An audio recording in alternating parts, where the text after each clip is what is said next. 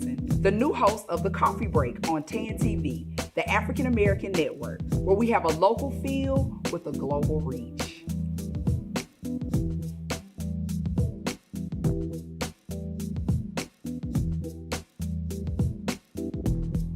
Hello, this is your girl Goldie, and welcome to The Coffee Break. Today we have Dr. Cynthia Warrick. How you doing? I'm great. Good. So you are president of Stillman College. Yes, ma'am. In Tuscaloosa, Alabama. Yes. Oh my goodness, that's such a big title. Does it feel big to you? No, because this is my third presidency. Mm-hmm. So I've been doing this job for, I guess, the past 12 years. Mm-hmm. And I heard in one of your interviews, you said that a friend of yours told you that Stillman College needed you. Yes. Yeah. What do you think he was referring to specifically for you? Well, because I have this skill set of turning around HBCUs. Mm-hmm. I had been at South Carolina State and then at Grambling.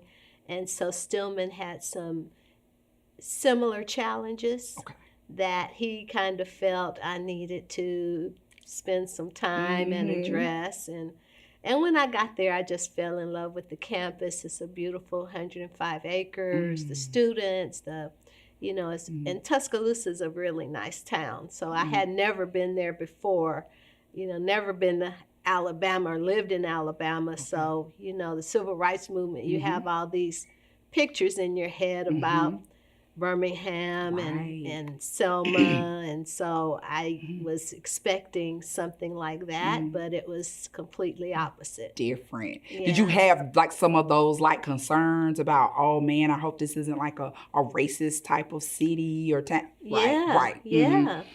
I had those same concerns when I moved to Texas. No. I did. I was like, okay, I hope it's cool. I hope it's, I hope everybody friendly. You know what I mean? So you said you originally began as a pharmacist. Yes. Okay. Can you talk a little bit about your pharmacy career? Sure. Well, I'm from San Antonio. And I left here to go to Howard University, and I majored in pharmacy. And when I graduated, I worked in pharmacy in Indiana for a few years. And then when I came home, I was the first pharmacist hired by HEB to put pharmacies in their grocery stores. Nice. So that was back in the 70s. And then Did you have a fro? Did you have a big old afro? I have had one of those. Yes. Yeah, in high school and college. I think I kind of just cut it short after that. And then I opened my own pharmacy on the east side of San Antonio. Nice. So how did you end up going from pharmacy to now education? Yeah, people ask me that all the time. And it's because I was elected to the Alamo Community College Board of Trustees here in San Antonio, the Alamo Colleges.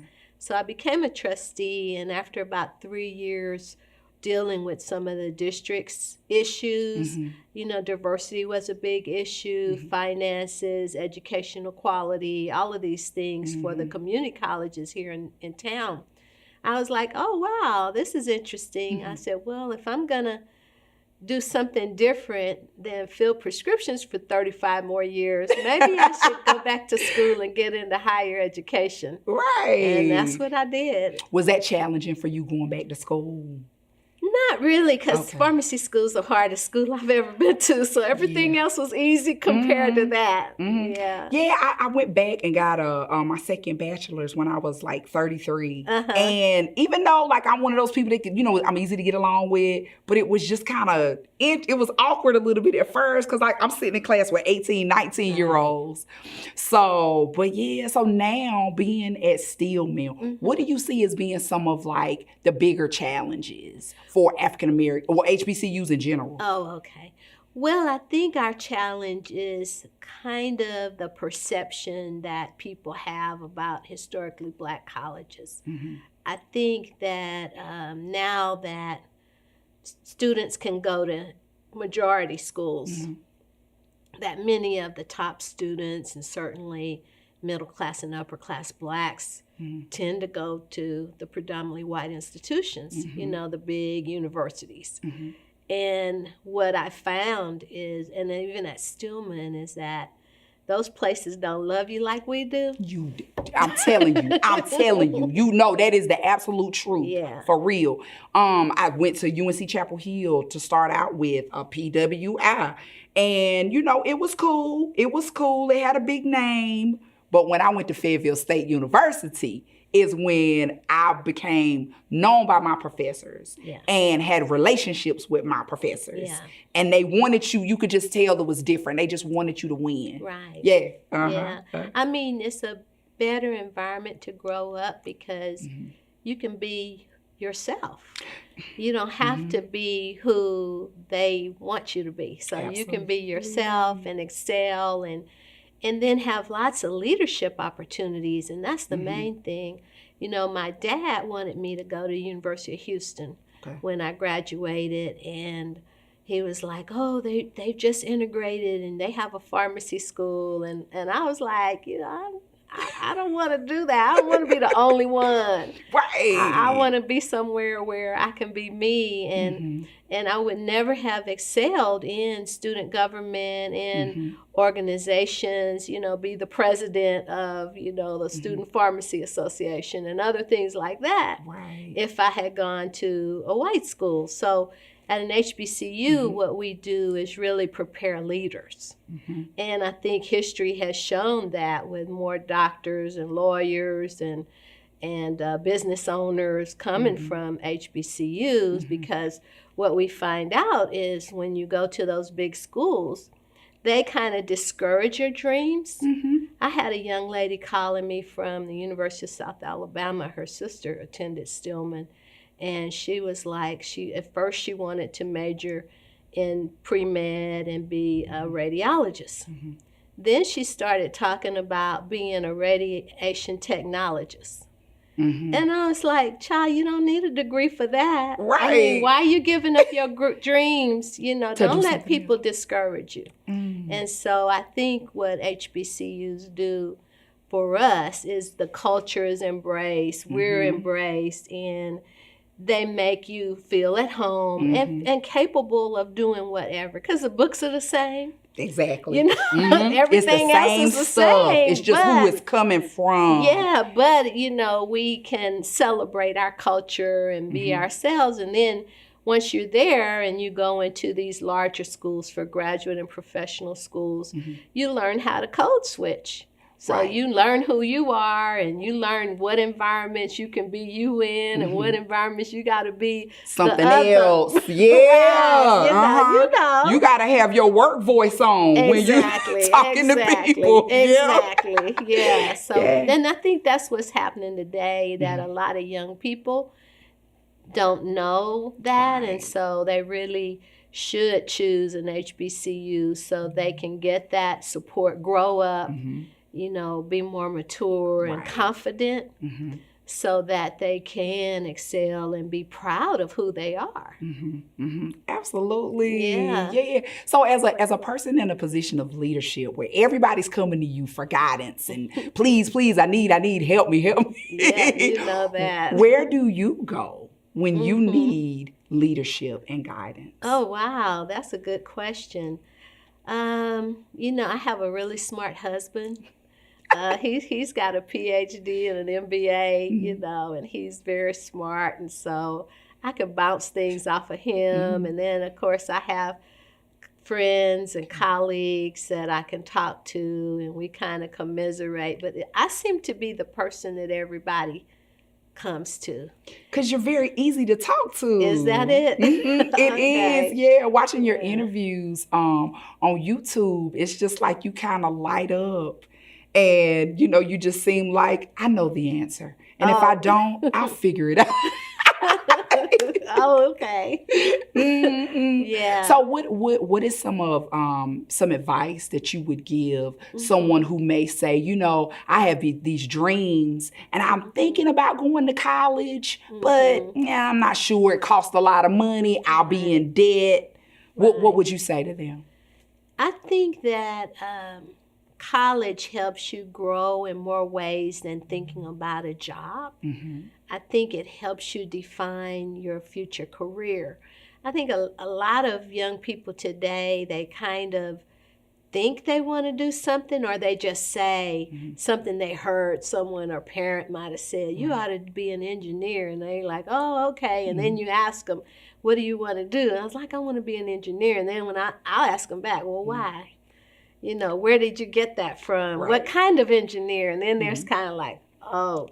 So I think they just need to go to college and kind of let college help guide them. Let the courses, let the faculty kind of guide their interests and the opportunities. Like right now, I have 6 students doing research in La Jolla, California.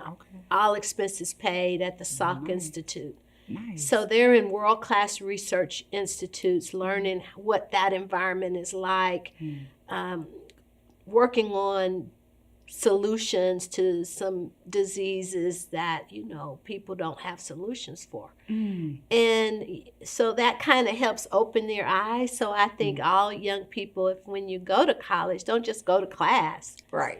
Take advantage of everything, Right. all of the opportunities. Certainly I heard you talking about the Divine Nine, doing that, you know. Going into a Greek organization. Yeah, Right.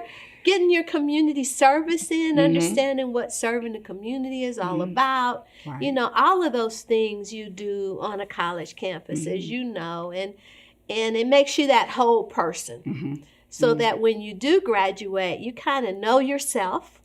And you kind of have a better understanding of what you want to do or the opportunities to do. Because there are many jobs today that didn't exist 20 years ago, but yet young people coming out of high schools today are still looking at the same majors. The same, yes. Yeah, exactly. they're still like, oh, I want to be a nurse. Oh, I want to be a doctor, lawyer, and this. And if there is just so much more out there that, I mean, they just have the world to